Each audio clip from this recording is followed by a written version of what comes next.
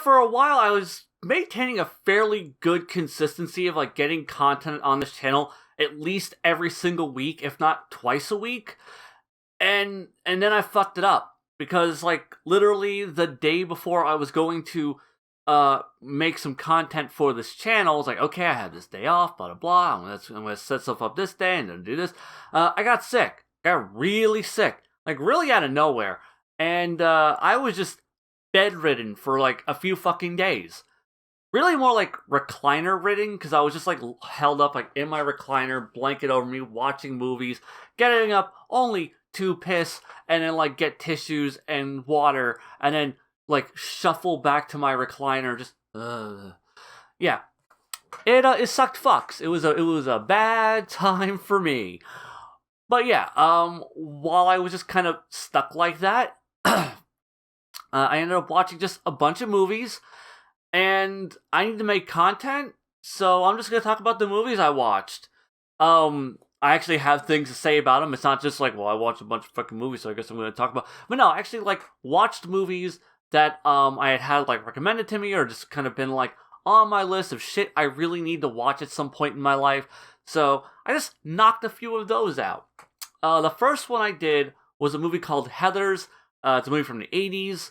I never actually heard of this movie until like whenever I went out to Texas for I guess not KamehaCon.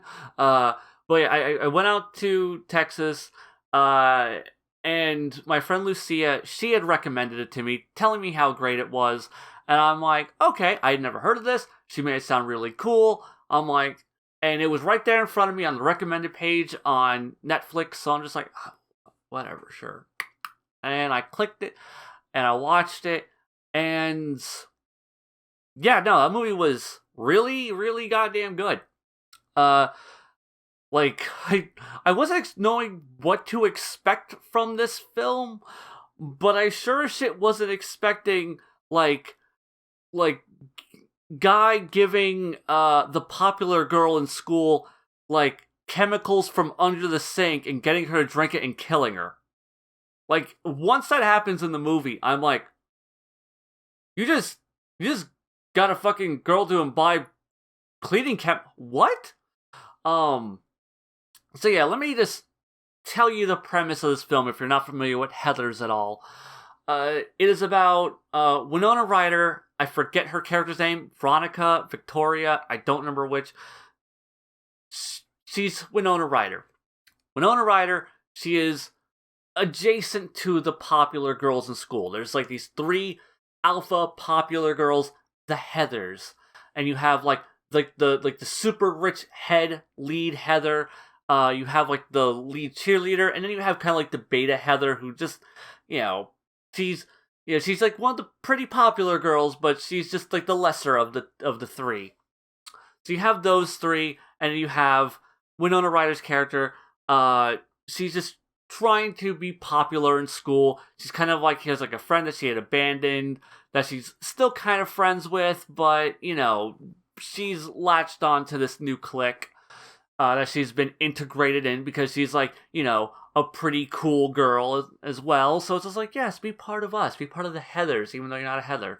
And this movie like takes off when the lead Heather is going to like, has like some shit. She was gonna like talk shit about Winona Ryder. So then Winona Ryder's boyfriend, Christian Slater, is just like, oh, we're gonna like get her to drink some stuff to like make her throw up. And then, haha, like then she'll be embarrassed and she can't talk shit about you. And it's just like, okay. And then he just kind of slips her some cleaning chemicals. And Heather dies. The lead Heather just like, and when I talk about die, like she like face plants into glass table, shatters. Like, whoa, holy shit.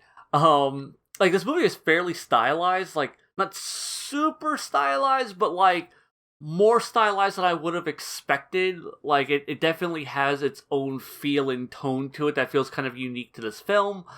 And so they kill off that Heather, and I'm like at this point, I'm like, I don't know where the hell the rest of this movie goes. And where it goes is some really cool places. I was never bored during this movie. I liked all the characters. like I do have like one complaint that I'll get to in a second, but like where the movie ends is like batshit, like that's super batshit crazy. But for like a movie of this era made for a mainstream audience, it was a lot more than I was expecting. And I hear there's a musical, and I hear the musical's even better. Man, I want to see that musical because that sounds fucking dope. So the thing I didn't like about this movie is, obviously after you kill like one popular kid in school, but you gotta just kill more popular kids. Now to be fair, Winona Ryder's character is not entirely complicit in all of this. Like when they kill the first Heather, she is just like, oh shit, oh my god, we gave her the cleaning chemicals, and like cause she grabbed the wrong cup by accident, and after that they end up like trying to get back at these two jock guys, and they end up killing them as well. Now the problem with this is like the one problem I had in the film, is that their whole plan to like get back at them, because from Winona Ryder, like Christian Slater always planned on killing these guys. Winona Ryder did not. They're like, oh yeah, we're gonna like embarrass them somehow and make them look gay. It was the '80s, so that was something to be embarrassed about. So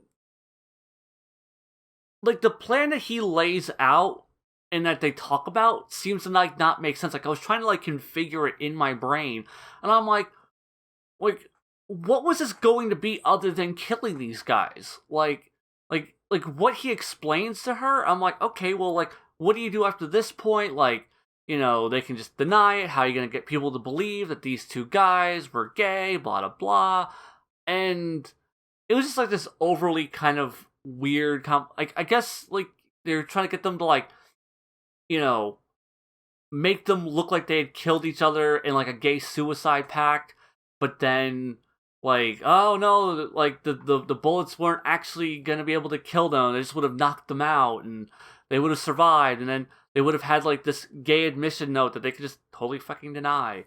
Uh, but yeah, it just seemed convoluted and stupid, and it made Winona Ryder's character seem really stupid because it was just like, bitch, what the hell did you think was gonna happen in this situation?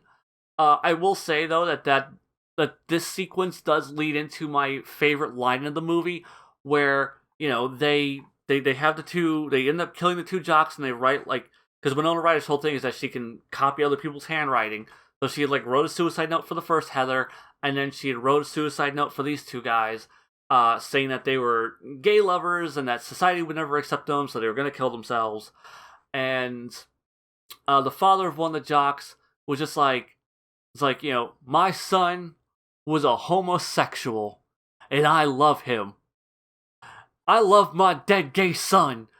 I laughed. That was such a great moment, because it was like a legitimately heartfelt moment of like this conservative dad who probably actually would not have accepted having a gay son, but because he had to deal with the fact that his son was dead and he now believed that his son was gay, like he is now like horribly remorseful, and like, just, he doesn't care that his son was gay. He cares the fact that he lost his son, and it's a pretty legitimately like well done emotional beat in it that was also funny.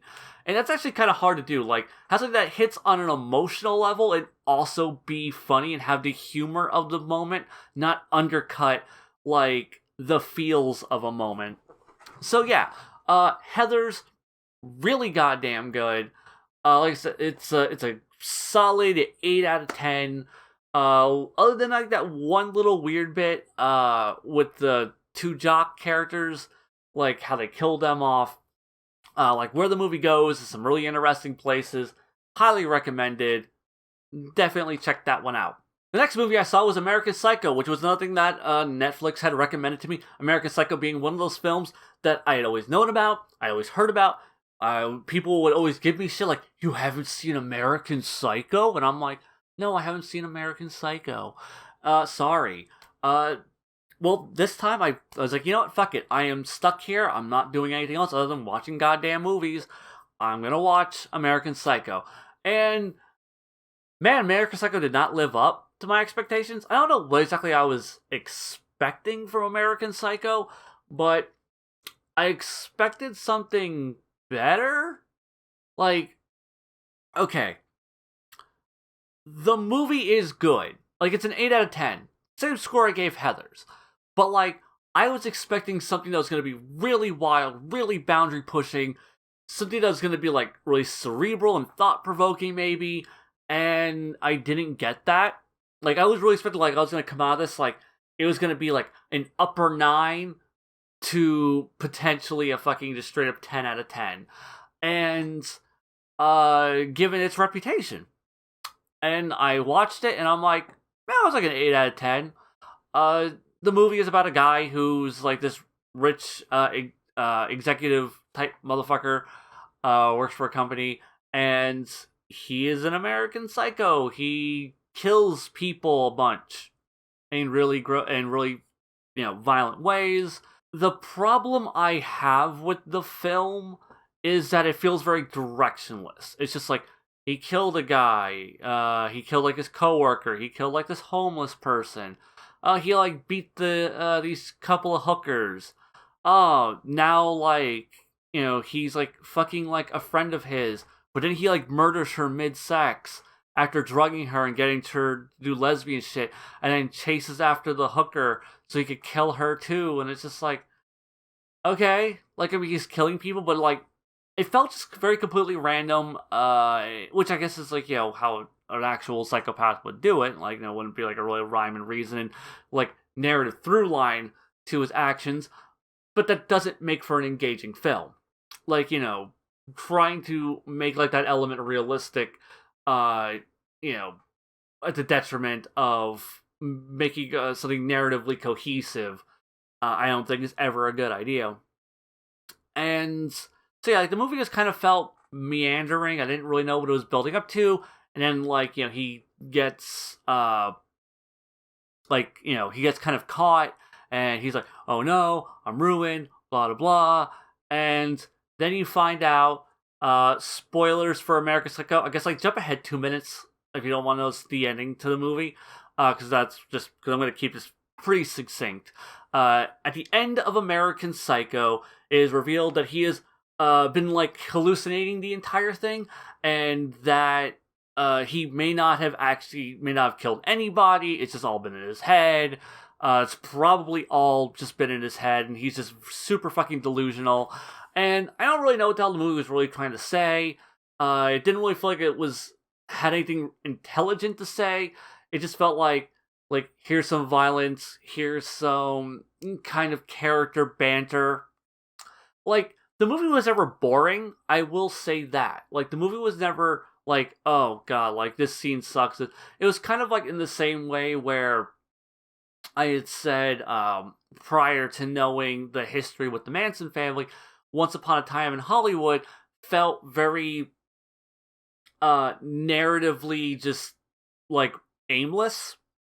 And then knowing that piece of Sharon Tate information like focused the narrative of the film onto a point, and I'm like, oh, I get it now. But it was like if you didn't have there was no historical thing to like, oh, now I get where the movie was going. No, it's just the it's just the movie just kind of just goes through the motions of like this guy getting a little bit more elaborate, and also like you can kind of start to tell that like that what he's doing may not actually be like real, because he starts getting really crazy with the shit that he's doing, like how he murders people. Like he's being way more blatant about it, like especially with like the hooker of the chainsaw scene. It's just like, how does no one in this building hear this? But yeah, so like that's American Psycho. Like I was never bored. Like each individual scene was interesting, but I never felt like I was watching like a film that was like moving towards a specific end goal. I didn't think it had anything interesting to say. I don't think it did anything that weird. I don't know. Like I've seen exploitation films, so it wasn't like the violence was like super shocking to me. It's like I imagine like if you're like a super normie and like you've never seen weird fucked up movies, you might be like, whoa man, this movie's fucking crazy and weird, man. Uh but like if you're like me and you've seen like a lot of this shit and you watch anime and you've seen all kinds of wild shit in movies and auteur pieces, this movie isn't going to shock you, and it's not going to show you anything you haven't seen before, and it's not going to leave you thinking about anything particularly interesting. At least it didn't for me. You know, maybe I'm just too smooth brained. Maybe there's some deeper like intellectual element to American Psycho, but I just wasn't feeling it. It, like I said, it's an 8 out of 10. I wasn't bored. I enjoyed it. I thought it was very well crafted for what it was. I just didn't think, like, I just went into this movie expecting like this 10 out of 10 or like at least a 9 out of 10, and I got like serviceable 8 out of 10. Like you know, like almost like a low 8 out of 10. Like Heathers was definitely better. Like Heathers was like a high 8. This is like a low 8. But yeah, that's American Psycho. It's a movie that was pretty good, but did not live up to its hype. The next movie I watched was Unbreakable, which is something that people kept telling me about that I needed to see. I watched Split when it was in theaters, then like got surprised by the fact that it was like an Unbreakable like tie-in thing, and I'm like, okay. And I heard M. Night Shyamalan's earlier films are like actually really good, so I'm like, cool. I want to watch Unbreakable finally. That's when like the sickness really started kicking in, and I kind of started blacking in and out of that movie, and I kind of only really came back to like at the very tail end, where it's just like, oh, Mr. Glass was the villain, and yada yada, and I'm like, huh? What? Uh-oh. And then I didn't go back and rewatch it because it, like, I was just so fucking out of it at this point.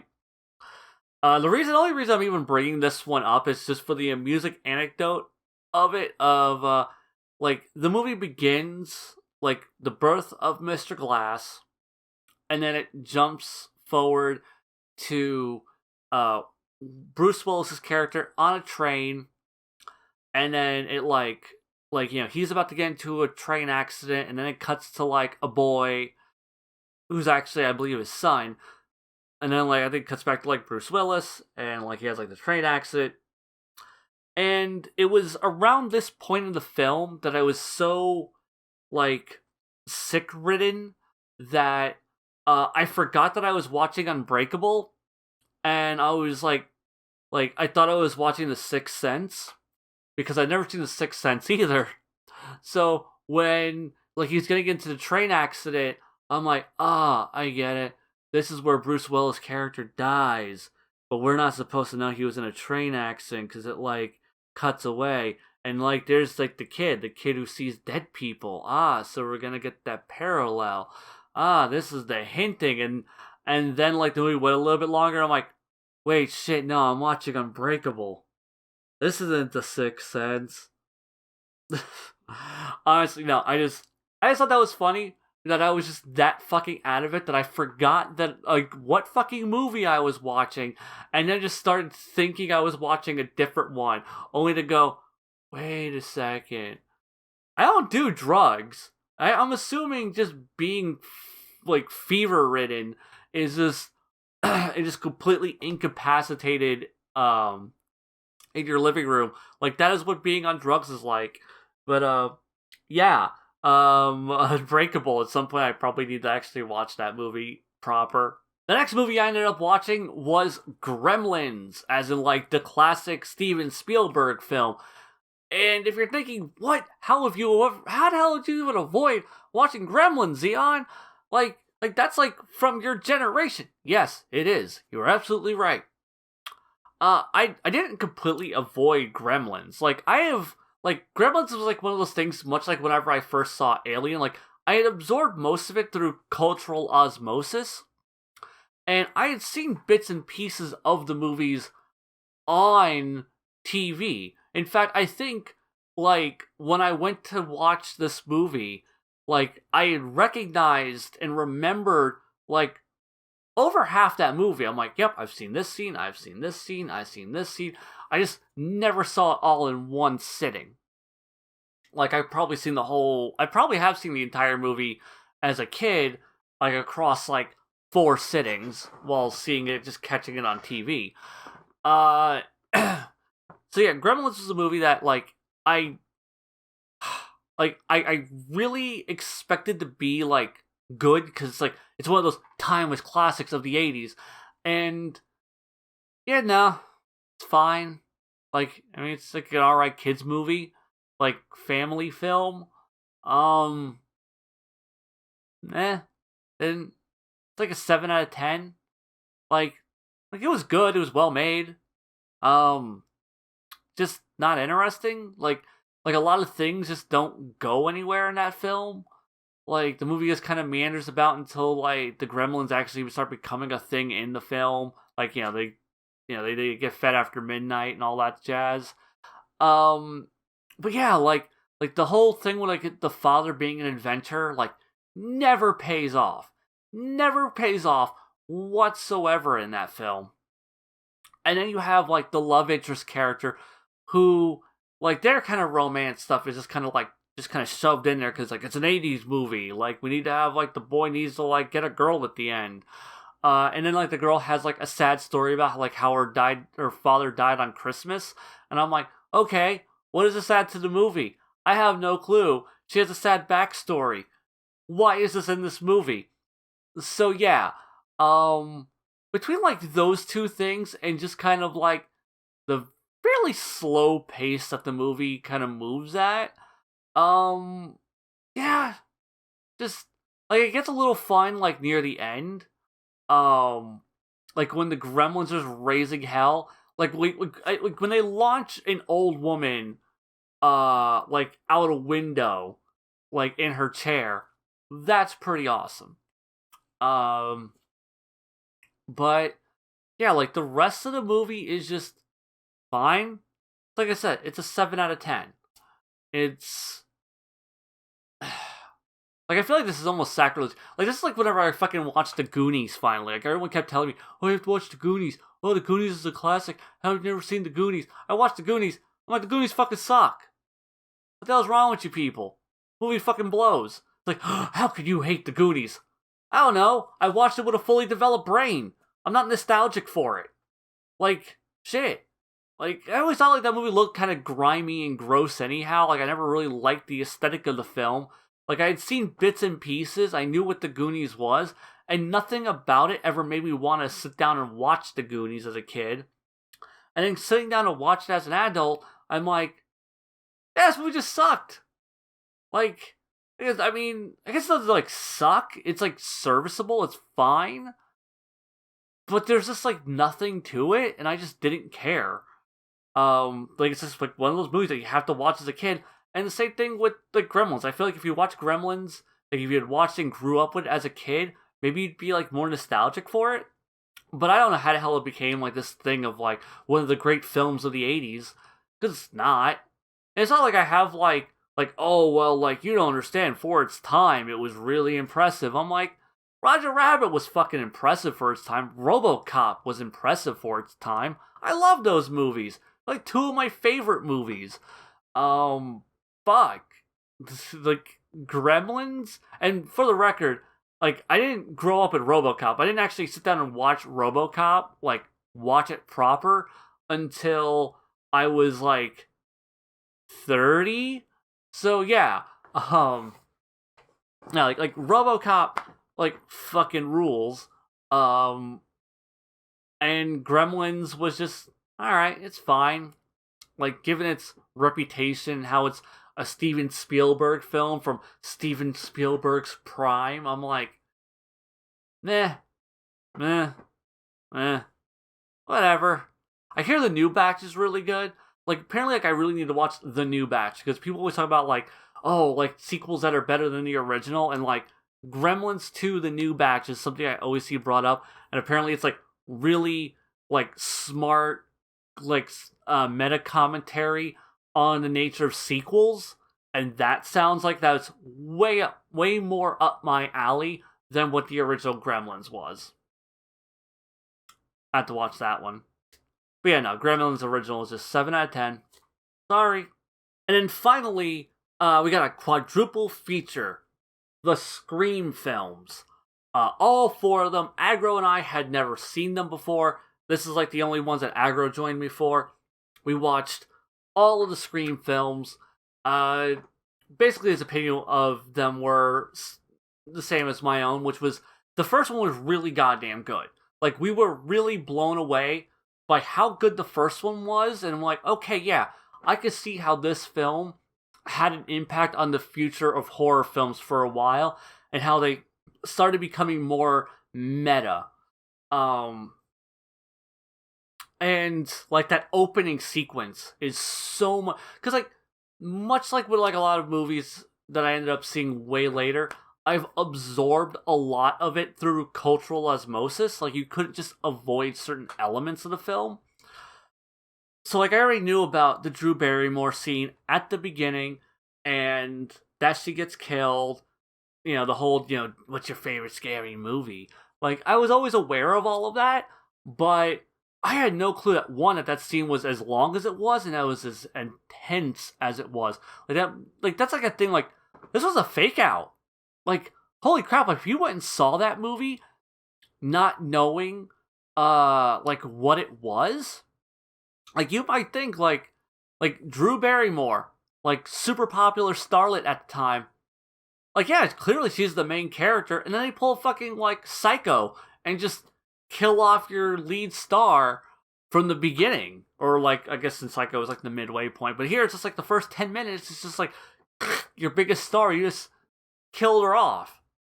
And like, it feels like it might be a fake out. Like, you're like, she's gonna get away. Like, her parents are gonna show up and the killer's gonna disappear, and that's gonna be the inciting incident. And nope, the killer gets her. And then the rest of the movie kind of plays out. It's good. It's like really, really good. I like the whole ghost face design. Like, he's a guy in a Halloween costume. I like the motivation for the killers. Kudos to Aggro for figuring out that there was two. And he even got one of them right. He did that again with the sequel also, Scream 2. He had figured out, yeah, there are definitely two killers, and like, I think this one's one of them, and he was correct on that also. But yeah, the first Scream, really good, very well crafted horror. Like, it's not super duper meta, like how people talk about. Like, it definitely plays with the genre and the formula quite a bit, but I think it's still like just a really good horror film, and it got me hooked and invested enough that I wanted to watch the sequels. And I watched 2, and 2, like I said, Aggro figured out who one of the killers was. Good on him. I did not. I did not catch on to the red herrings. In fact, like, he basically figured out who the second killer was right before the reveal of the second killer. So yeah, like, because he brought up like, where's so and so, and I'm like, who? And it's like, yeah, like, the that one guy who was talking to so and so, like, who was in their group, like, he's been gone for a while. I'm like, I honestly can't remember who you talk about. And then he shows up. It's just like that guy right there, and it was like the big, like, he's the other killer reveal. So Scream 2, I don't have that much to say about it.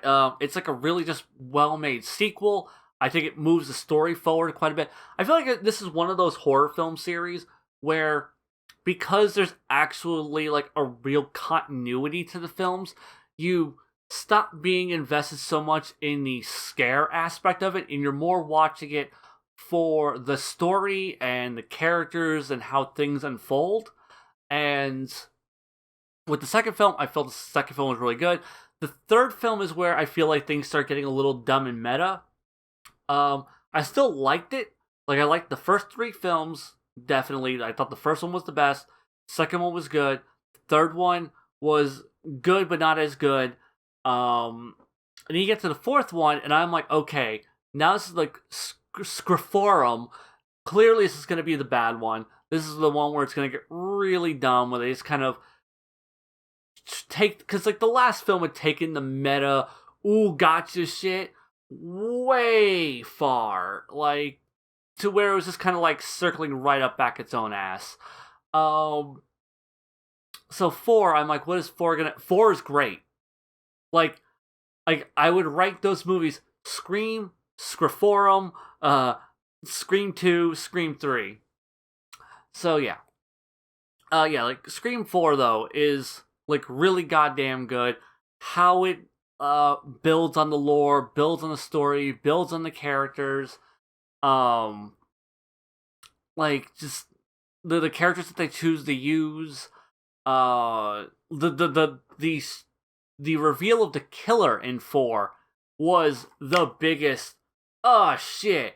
Like cuz the killer in 3 was surprising, but only because like there'd been like no real good hint to like what it was what like who it was and why they would be the killer. Like the killer reveal in 3 felt almost soap opera-y in its like overly convolutedness. And in Scream 4, like it's that same level of overly convoluted and it's overly meta, like, but you get it. Like it works so much better because they're playing with the idea of reboots and reboot culture. And that's the commentary they're doing and like the meta element of Scream 4. And yeah, it just like it worked. Like it worked brilliantly. The moment that they like do the reveal on who the killer is and what their motivation is, and I'm like, oh, that's great. Oh my god. Like I didn't see this coming. That's really good. I feel like one of the bigger elements that was really missing in Scream 3 was Nev Campbell's character, Sydney. She's kind of like removed from the story a little too much, until like the halfway point of it, which really becomes more integrated. And like so much of the story really revolves around her. That's really where she's absent for so much of it. But here she's integrated way better. They kind of make the movie about her and like her cousin, and like maybe it's gonna like be like this passing of the torch thing where like potentially they're gonna kill Sydney's character off, and then her cousin is going to cousin or niece, yeah, her cousin. Yeah, her cousin is gonna maybe be the star of like new Scream films had they made more. And that's what Agro and I were playing with. Like the ideas we were thinking, we were completely wrong. What the movie does is far more interesting, in my opinion. Yeah, no, kudos to Wes Craven, man, because he just comes out of nowhere with, like, after I thought Scream 3, I was just like, alright, the series is kind of going down a little. So yeah, I would say Scream, uh, Scream 4, or I'm sorry, Scream 1, like a high 8 out of 10. I would say Scream 2, 7 out of 10. Scream 3, also 7 out of 10, but like a low 7. And then, like, Scream 4 is also like a high 8 along with Scream 1. Like, I would still say Scream 1 is the better of the two films, but like, man, Scream 4 was so goddamn satisfying. And that's something that wasn't so satisfying is after we had finished watching Scream 4, he goes, "Want to watch Scary Movie?" And I'm like, "Yeah, sure. Like, whatever. We just watch all these Scream films. Might as well, like, watch the parodies that, because I had seen Scream, or like the Scary Movie movies. I'd seen them when I was a teenager. I thought they were funny back then. Let's see how funny I thought they were. I didn't find them funny. Oh my god. Oh my god. Specifically the first one. I think I chuckled like 3 times during the first one. The first Scream is really bad and not entertaining or good at all. It should not have happened or been a thing. Scary Movie 2, a good bit funnier. Had more reference material to pull from. It had better jokes. It had jokes in general. I don't think I could call what Scary Movie had. Well, 1 had was jokes. Scary Movie 2 had jokes. But yeah, no, we ended up watching those 2 as well. I don't know what the fuck was wrong with teenage me. Holy fuck. I don't think I could have dealt with teenage me. If adult me had to hang out and be friends with teenage me, I would lose my fucking mind. Just no. Like, I had just the dumbest fucking taste ever, apparently. Like, I didn't understand comedy. I didn't know what that was funny. Because the scary movies aren't fucking funny. I mean, like, the second one was kind of funny. Like, I actually did laugh a few times during Scary Movie 2, but before, like, just as many scenes as there are, like, oh, this is actually funny. Like, you had, like, a joke and an execution or, like, a pop culture reference that was very timely and funny. I get it. It works. I chuckled and laughed. And then you'd have a scene where, like, a butler with, like, a weird deformed hand fucks a turkey. And I go, what is even the scene here? Why is this happening? I hate you, movie. I hate you, Scary Movie. So yeah, those are all the movies I watched. Heathers, awesome. American Psycho, awesome. Like, I feel like I could have bad on American. Like I said, I'm only so hesitant on American Psycho because I did expect it to be so much better given its pedigree. Unbreakable. I need to watch that again. Hopefully, I remember to do that. Gremlins didn't live up to its like the hype or anything. Like, it's fine, it's all right. Didn't ever need to actually watch that movie. I don't think anyone actually needs to watch that movie. The Scream films, yeah, no, watch those. The first one, like I said, the fourth one are legitimately great. The second and third, not as good, but I still would say that they're good. The Scary movies are a fucking dumpster fire. I hate them. I'm gonna give those scores. I'm not fucking deserving of that. Fuck that. Yeah. I will be back with real content next time.